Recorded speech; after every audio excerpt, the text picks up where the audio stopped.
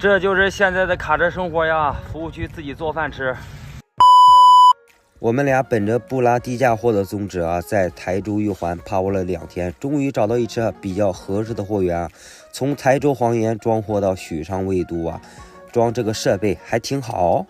昨天下午6点钟，我们装好货上高速，就一路没有停啊，因为在凌晨的时候困的进服务区是没有位置的，所以就一路开啊，开到了现在的阜阳引上服务区啊。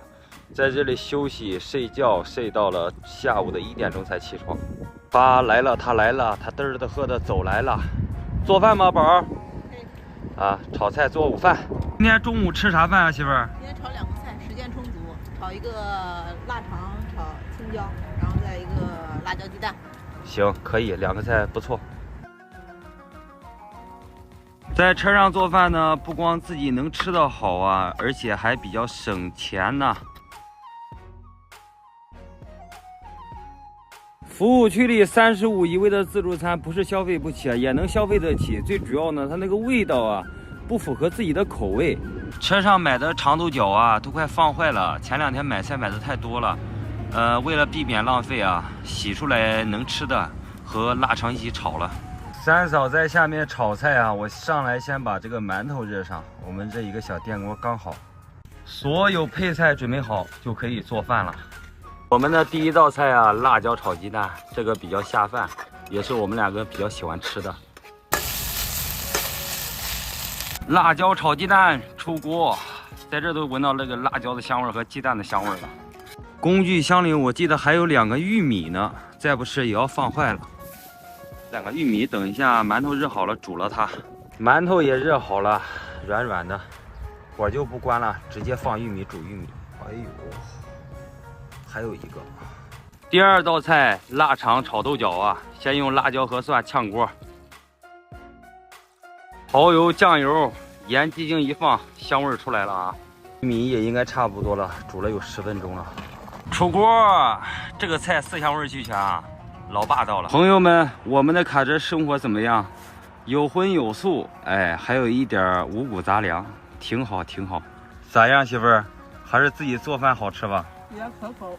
对，吃饭啥事不干，就是造饭。开整，平平淡淡过好每一天，这就是我们平凡的卡车生活。媳妇儿，这个腊肠里面的这个红辣椒，爆的特别的香，你可以尝一下，特别特别的香。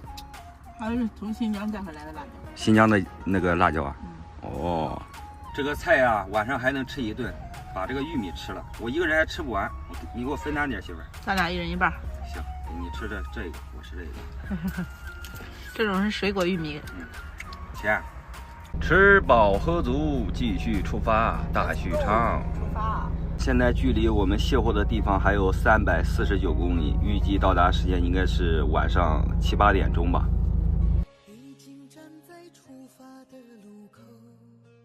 出了高速服务区呢，我们往宁罗方向一路行驶啊。听说最近河南严查17-5大板，不让17-5大板上高速，不知道是不是真的。这一次我们俩亲身去感受一下，如果是真的，那真的不能跑了。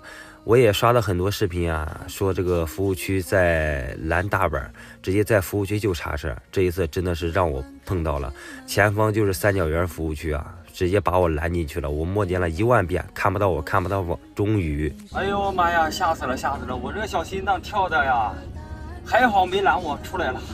你紧张吗，媳妇儿？那你说呢？哎呦，我这个心脏跳的，现在服务区都开始查车了，朋友们，一定要小心啊！哎呦。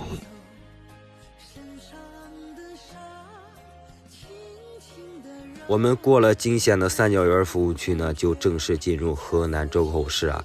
河南周口市呢，也是我的家乡，生我养我的地方啊。从前方下高速，距离我家也就几10公里，真的有一种冲动啊，从前面就下高速回家。家才是最温暖的地方，家才是最温暖的港湾。想我的孩子了，真的。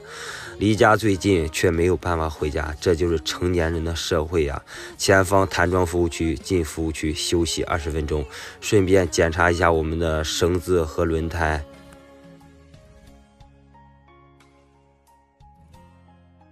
可能是很多卡友都知道吧，现在服务区不是很安全。这一个弹窗服务区啊，就我一辆17.5大本，我内心还是比较慌的，我怕突然杀出个程咬金，那就半个月白干了。在这个服务区，距离我卸货的位置还有100公里，休息够20分钟，继续出发，一点也不敢耽搁。从宁洛高速走几十公里啊，我们就转京港澳高速了。转过京港澳高速跑几十公里，我们就在许昌南下高速。下了高速呢，我们沿许昌外环线一路行驶啊，行驶了19公里，我们已经顺利到达卸货的目的地啦。朋友们，今天运气太好了，刚到这里，货主说今天晚上把货全部卸掉。哎呦，车刚一停，钢丝绳给他解掉，叉车已经在等了。现在开始卸货，真好真好。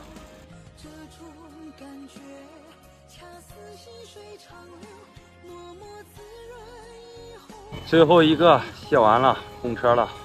卸完，老板直接付运费，真爽快。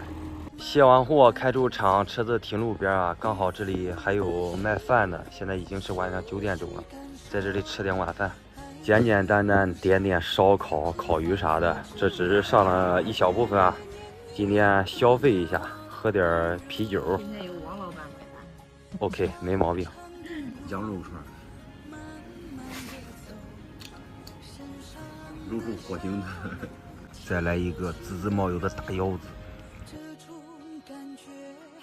我们的烤鱼也上来了，我们老家的烤鱼是这种，和南方的不一样哦。烤茄子也上来了。晚上喝瓶啊，解解乏，好睡觉。今天车停那里就不走了。等一下，一个人喝晕了。舒服。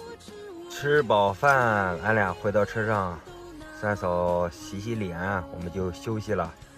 今天的视频呢就分享到这里吧，喜欢我们夫妻俩的请帮我们点赞、评论、加转发，最后不要忘记点关注啊！我们下期视频再见，拜拜。